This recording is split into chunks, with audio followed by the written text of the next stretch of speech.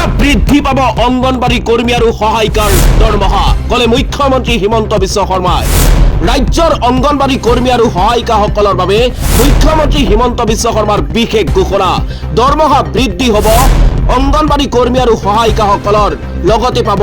একালীন সাহায্য অংগনবাড়ী কৰ্মী সহায়িকাসকলৰ বাবে ভাল খবৰ দৰমহা বৃদ্ধি হ'ব অসমৰ অংগনবাড়ী কৰ্মীসকলৰ লগতে অংগনবাড়ী কৰ্মী সহায়িকাসকলক একালীন আৰ্থিক সাহায্য প্ৰদান কৰা হ'ব কাৰ্বি আংলঙত জনসভা সম্বোধন কৰি মুখ্যমন্ত্ৰী হিমন্ত বিশ্ব শৰ্মাই কয় যে অহা 1 অক্টোবৰৰ পৰা দৰমহা বৃদ্ধি হ'ব শৰ্মাই কয় যে অংগনবাড়ী কৰ্মী সহায়িকাসকলৰ দীৰ্ঘদিনৰ আহ্বানৰ প্ৰতি এই সিদ্ধান্ত গ্ৰহণ কৰা হৈছে ইয়াৰ লগতে শৰ্মাই অংগনবাড়ী কৰ্মী সহায়িকাসকলক আন্দোলন নকৰিবলৈ কয়